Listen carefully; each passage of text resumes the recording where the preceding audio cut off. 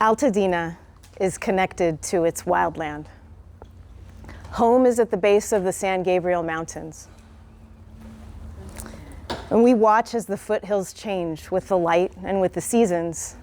And we look up and we hike in, and the land, it's part of us. The Angeles National Forest and the oaks and the canyons, the owls and the coyotes, they're all home. Unlike many parts of Los Angeles, for us, nature is accessible and present. Deer and bear visit our yards. We hike to trails, and our canyons, like Eaton Canyon and Millard Canyon, there are sanctuaries.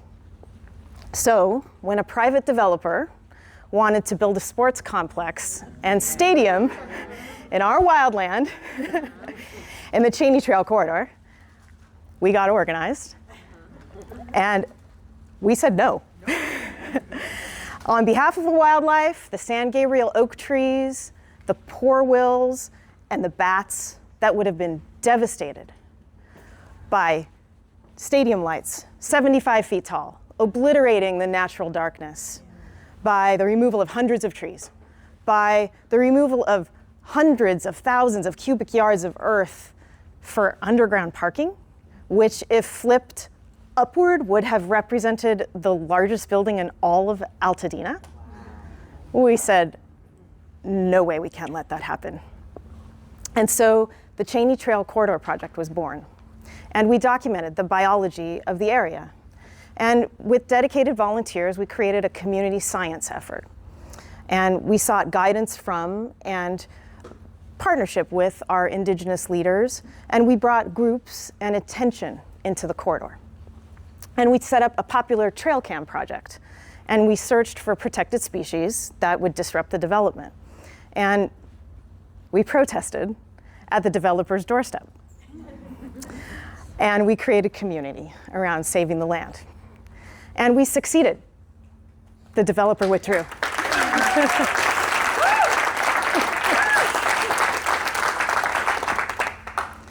And then a few weeks later, the Eaton fire swept through our wildland.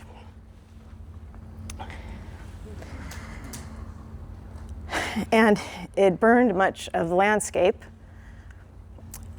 and it became nearly bare and almost unrecognizable. And then after the rains and the flooding, our landscape basically became inaccessible. Most of us lost access to our sanctuary. Understandably, the trails had to be closed, and the mountains, now resting, were recovering, like we were. And those trail cams that I talked about, they were cell cams, a series of them set up in the corridor. And each time an animal showed up on the cell cam, my phone would ping, and I would see it, and then I would share it with everyone, all of our followers. And because of that, I can tell you how the fire moved through the corridor early the morning of January 8th, because I watched it burn in real time on the cell cams, each of them igniting one by one, as I watched in horror and scared and devastated for the wildlife and all the trees and plants and for all of us. And for the next several days, our world was in chaos. And the displacement, the shock, and the grief, it just took over. And a few weeks went by, and a neighbor asked me, where are the cell cams back up? And I said, I was in shock, So she said intensely, you need to get the cell cams back up. And so I went in, hiked in, disoriented. The paths changed, looking for the old paths and setting up the cameras one by one. And I set the first one up, and I wasn't leaving for about 100 feet away, and my phone pinged. Okay. It was a coyote looking out at the desolate landscape, as the camera was, with the hauntingly beautiful mountain backdrop. And then, little by little, I began to share everything I could. The first miracle of green growth of the whipple yucca, the first stinging lupine to pop up out of the blackened ground, the plumber's mariposa lilies that were exploding on the ridges, and the fire-following wildflowers that were popping up on the hillsides.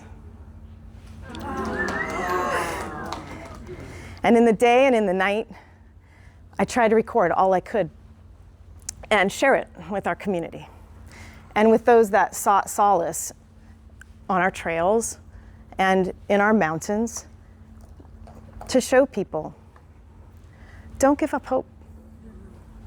Look at this life. It's beautiful. It's enduring. Our place is transformed, but wildlife and flowers have returned. And the trail cams, they kept up the pace. First coyotes, and then deer, and then the gray foxes returned, and the canyon, where there was still water from the stream, it hosted dense bird song and animals coming to drink. And spring brought wiggly coyote pups.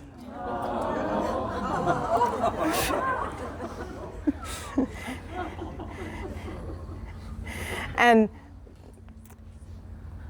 mother does with their fawns in tow.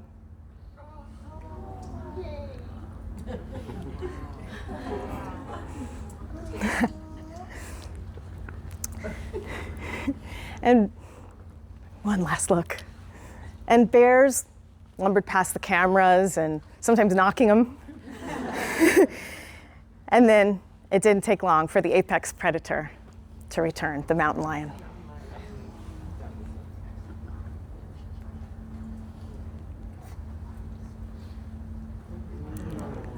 And when he did, he kindly paused in the center of the frame of the camera before walking away. And my phone, I'm talking to my phone, and I say, oh my God, the lion is back. His sighting was followed by one of a female with her 2 adolescent cubs. And now the lions are regulars. For millennia, animals and plants have faced fire. They're adapted to extreme destruction and change. And they endure. They return. Just this. If it was only just this that I could share with people, then it was worth it. And the messages I receive from people who've lost everything, they are humbling. They miss their place of refuge. And right after the fire, when I describe birds hopping around a broken sprinkler in front of a burned home on Cheney Trail, one person wrote, "This update is everything to me right now." And imagine you've lost everything. Part of your heart is the nature of your home.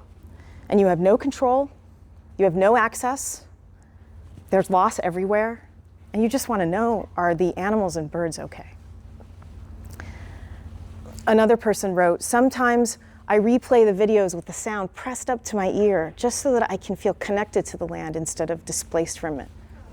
It's a comfort for post-fire and for everything." And other people say simply, "Mother Nature will bounce back," or "Nature is resilient," or "We are nature." Because this is our place, the place that made us, and the place that is making us, and the place that we are remaking. The place that we fled to, fled from, escaped to, escaped from. This is the place where we arrive and where we return. This is the place that defines us. The place that we can ask and that can answer who we are. This is our home. All of us. Each and every one.